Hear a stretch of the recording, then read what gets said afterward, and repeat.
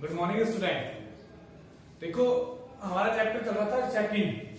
प्रबंधकीय जो प्रक्रिया है उसके हमने चरण पढ़े थे, विशेषता, अर्थ, उनके स्तर, उनके लेवल, क्या वो वास्तव में काम करते हैं कि नहीं करते, यानी कि इस तरह के बारे में हमने पढ़ा था। आज हम पढ़ते हैं, हमारा इस चैप्टर का लास्ट टॉपिक है प्रबंधकीय पदानुक्रम, यानी कि जो प्रबंधक है उनके पद उनके कार्यों के हिसाब से उनको निर्धारित किए गए हैं। ठीक है ना, यानी कि जो प्रबंधक होते हैं हमारे पास, जो मैनेजर वगैरह होते हैं, उनके जो पद है वो उनके कार्य के हिसाब से निर्धारित कर रखे हैं, यानी कि ताकि जो उनके जो आदेश निर्देश है उनको पालना को जो सही तरीके से एक स्टेप बाय स्टेप वो पालन कर सके। यानी कि इसके अंदर 3 स्तर होते हैं, 3 पद होते हैं। एक तो उच्च स्तर प्रबंधक, दूसरा मध्य स्तरीय और तीसरा निम्न स्तरीय, यानी कि तीनों के अलग अलग आपसी तालमेल के कारण ये मैनेजमेंट को चलाते हैं, प्रबंधक को प्रबंधकीय कार्य कर पाते हैं। तो आज हम इनके बारे में पढ़ेंगे। तो हमारा पहला टॉपिक, पहला जो पद आता है वो आता है उच्च स्तरीय प्रबंधक। क्या आता है? उच्च स्तरीय प्रबंधक।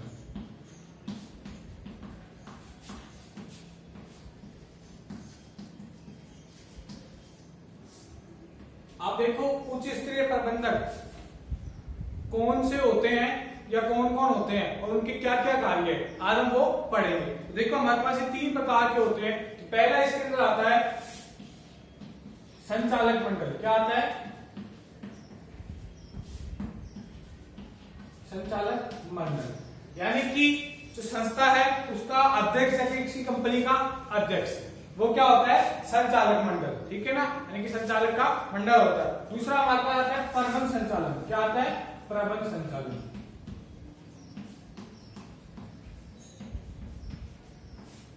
यानी कि कंपनी का एमडी, मैनेजर, मैनेजिंग डायरेक्टर। ठीक है ना, वो होता है प्रबंध संचालक। और तीसरा आता है मुख्य कार्यकारी अधिकारी। मुख्य कार्यकारी अधिकारी ये होता है कंपनी का सीईओ, चीफ एग्जीक्यूटिव ऑफिसर। ठीक है ना, यानी कि जो उच्च स्तरीय प्रबंधक होते हैं वो कौन कौन से होते हैं? एक संचालक मंडल, एक प्रबंध संचालन और तीसरा होता है मुख्य कार्यकारी अधिकारी। अब इनकी क्या क्या कार्य है? अब इनके कार्य क्या क्या है? यानी कि मैंने बताया था पदानुक्रम का मतलब, यानी कि प्रबंधक के अंदर पद के हिसाब से उनके कार्य निर्धारित कर रखे हैं। तो ये हमारे पास 3 ये जो हमारे पास 3 उच्च स्तरीय प्रबंधक है और इनके क्या क्या कार्य है वो हम पढ़ेंगे। यानी कि इन तीनों के जो कार्य है वो सबसे जटिल कार्य होते हैं। कैसे होते हैं? सबसे जटिल कार्य होते हैं। तो पहला आता है हमारे पास, इसका जो कार्य पहला आता है नियोजन करना। क्या करना? नियोजन करना, यानी कि किसी चीज की प्लानिंग करते हैं, यानी बैठ के प्लानिंग करते हैं। कौन करते हैं? ये तीनों के तीनों, यानी कि उच्च स्तरीय जो प्रबंधक है वो पहला कार्य उसका होता है नियोजन करना। क्या होता है? नियोजन करना, यानी कि जो कंपनी के अंदर जो सबसे पहले आपस में बैठ के क्या करते हैं? प्लानिंग करते हैं। क्या करते हैं? प्लानिंग करते हैं। ठीक है। दूसरा आता है हमारे पास उद्देश्यों का निर्धारण। क्या आता है? उद्देश्यों का निर्धारण करते हैं, यानी कि अब उन्होंने इस कंपनी का क्या उद्देश्य रखना है, वो उद्देश्य का वो निर्धारित करते हैं। क्या करते हैं? सेकंड कौन सा होता है हमारे पास? उद्देश्यों का निर्धारण। उद्देश्यों का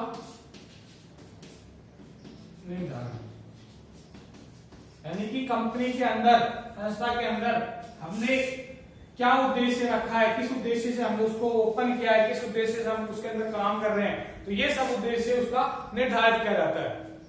तीसरा आता है हमारे पास नीति निर्धारण करना। क्या आता है? नीति निर्धारण करना, यानी कि उस कंपनी की, यानी कि उस कंपनी की पॉलिसी क्या है, उस किस पॉलिसी पर हम काम कर रहे हैं, तो वो नीति निर्धारित कर ली जाती है। चौथा आता है हमारे पास प्रक्रिया संरचना। क्या आता है? प्रक्रिया संरचना, यानी कि जो हमने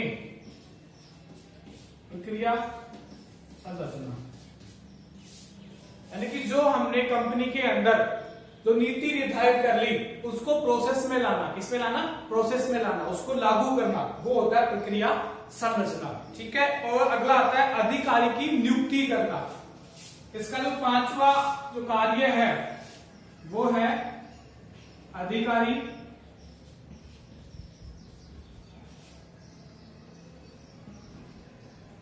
की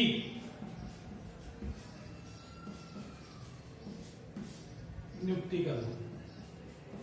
देखो ये कह रहा है कि अधिकारी की नियुक्ति करना, हम कर्मचारी की नियुक्ति नहीं करेंगे इस उच्च स्तरीय प्रबंधक के अंदर, हम केवल जो अधिकारी है, जो उच्च स्तर के अधिकारी है उनकी नियुक्ति करेंगे।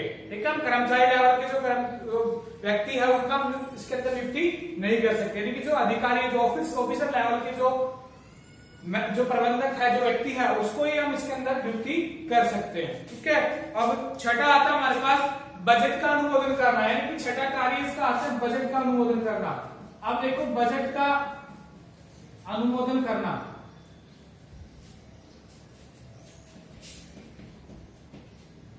अब देखो बजट का अनुमोदन करना, देखो आप अपने घर में होते हो तो आप पहले महीने का, पूरे साल का, एक सप्ताह भर का एक आप बजट बना के चलते हो कि हम उस बजट के अनुसार हम उसके अंदर काम करेंगे। तो ऐसी कंपनी की एक संस्था है, यानी कि वो पहले से अपना 6 मंथ का, 1 मंथ का, 1 ईयर का, 2 ईयर का वो पहले एक बजट बनाकर चलती है कि हम इस बजट के अनुसार इस संस्था के अंदर, यानी कि इस कंपनी के अंदर हमारे बजट रहेगा, तो पहले से उस बजट का पालन करते हैं, बजट को निर्धारित कर लेते हैं। और इसका लास्ट कार्य आता है योजना बनाना या परिणामों की जांच करना, यानी कि ये काम करते हैं, योजना बनाने का काम करते हैं, जो परिणाम निकल के आगे संस्था के अंदर परिणामों की जांच करते हैं। तो मैंने सबसे पहले बताया था कि जो उच्च स्तरीय प्रबंधक है उनका कार्य क्या होता है, सबसे जटिल कार्य होता है, यानी कि संचालक मंडल जो होते हैं या प्रबंधक, संचालक या मुख्य कार्यकारी अधिकारी जो होते हैं वो मिलकर नियोजन बनाते हैं, फिर उद्देश्यों का निर्धारण करते हैं कि कंपनी के अंदर क्या उद्देश्य से हमने उसको स्थापित किया है, नीति निर्धारण की किस पॉलिसी पर हम काम करेंगे, और प्रक्रिया समझने की जो पॉलिसी हमने लागू की है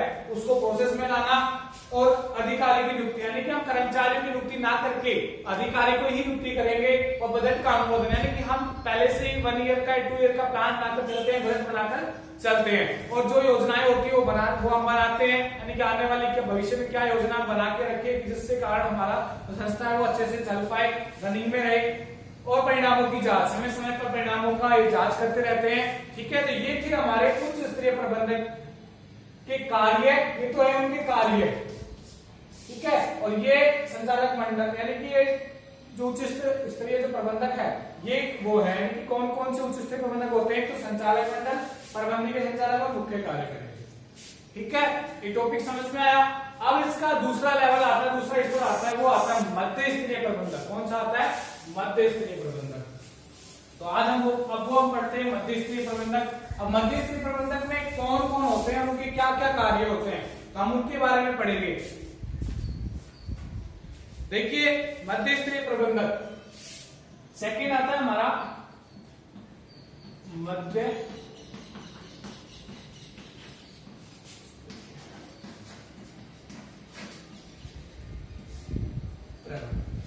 ठीक है, तो इसके अंदर पहला आता है क्षेत्रीय प्रबंधक। क्या आता है, क्षेत्रीय प्रबंधक। देखो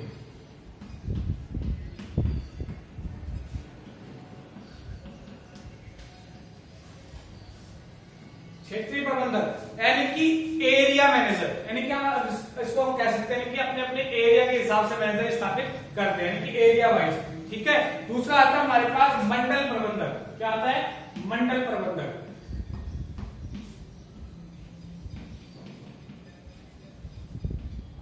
यानी कि हम उन क्षेत्र के नीचे एक मंडल अधिकारी होते हैं और वो आते हैं मंडल प्रबंधक के अंदर, अलग अलग मंडल बना दिए जाते हैं। और तीसरा आता है हमारे पास जिसको हम बीओडी मैनेजर भी बोल सकते हैं।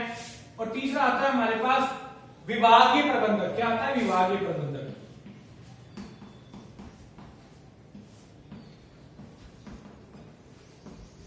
यानी कि अलग अलग विभाग के अनुसार उसके अंदर अलग अलग मैनेजर होते हैं। ठीक है, ये होते हैं विभाग, यानी कि ये 3 तो होते हैं मध्य स्तरीय प्रबंधक। अब इनकी क्या क्या कार्य, वो कार्य पढ़ेंगे। ठीक है, तो पहला कार्य इनका आता है नीतियों की व्याख्या करना। अब देखो ये क्या करते हैं, जो उच्च स्तर के प्रबंधक होते हैं वो प्लानिंग करते हैं, योजना बनाते हैं, उनकी ये समीक्षा करते हैं, उनकी ये व्याख्या करते हैं, उन नीतियों की ये व्याख्या करते हैं, उनको डेवलप एक्सप्लेन करते हैं या फिर उनकी समीक्षा करते हैं। यानी कि इनका पहला कार्य होता है नीतियों की व्याख्या करना।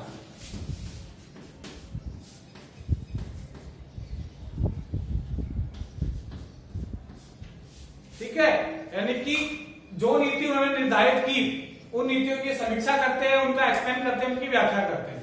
ठीक है, इनका सेकंड होता है कार्य संचालन हेतु निर्देश। दूसरा जो कार्य होता है वो होता है कार्य संचालन हेतु निर्देश। दूसरा कार्य इनका कार्य संचालन हेतु निर्देश। ठीक है, अब आप देखो यानी कि कार्य संचालन यानी कि कार्य संचालन हेतु निर्देश किनको देते हैं? निम्न स्तरीय के जो अधिकारी है, निम्न स्तर के जो लेवल के जो प्रबंधक है, उनको ये कार्य संचालन का निर्देश देते हैं। ऐसे ही बिचौलिए का काम करते हैं। किसका काम करते हैं? बिचौलिए, यानी कि जो उच्च स्तरीय प्रबंधक है उन्होंने इनको कार्य बताया और उन कार्य का जो संचालन है, उन कार्य को जो सुचारू रूप से चालू करवाने के लिए ये किनको निर्देश देते हैं? निम्न स्तरीय प्रबंधक को निर्देश देते हैं, यानी कि ऐसे बिचौलिए का काम करते हैं। ठीक है, तीसरा आता है इसका यानी कि विभागीय कार्यों को समन्वय में सहयोग देना, यानी कि जो विभागीय कार्य है उनका आपसी तालमेल में सहयोग प्रदान करते हैं। ठीक है, और आता है इसका मतलब दैनिक कार्य, पहले से जो कार्य हमने डिसाइड कर रखे हैं।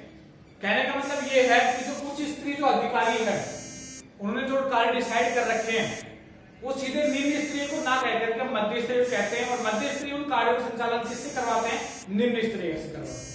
ठीक है, ऐसे इनके और भी कार्य हैं, जैसे परिचालन कर्मचारियों को अभिप्रेरित करना, यानी कि जो काम कर रहे हैं, इनके नीचे जो काम कर रहे हैं उनको मोटिवेट करना, अभिप्रेरित करना, अच्छे से काम करवाना, उनका निरीक्षण करना, ये सब कार्य इसमें आते हैं, मध्य स्तरीय प्रबंधन में आते हैं। ठीक है, अब हमारा एक टॉपिक बच गया, यानी एक स्तर बच गया निम्न स्तरीय प्रबंधक। ठीक है, उसके बारे में हम आपको नेक्स्ट वीडियो में पढ़ाएंगे। तब तक ये दोनों प्रबंधक, दोनों स्तरीय के प्रबंधक जो है वो आप उनके यानी कि कौन कौन से प्रबंधक होते हैं और क्या क्या उनके कार्य है, तो आपको ये याद करना है, अच्छे से पढ़ना है, इसको रीड करना है। ठीक है बेटा, अगली जो निम्न स्तरीय जो प्रबंधक है उसको हम आपको नेक्स्ट वीडियो में पढ़ाएंगे। ठीक है, थैंक यू वेरी मच।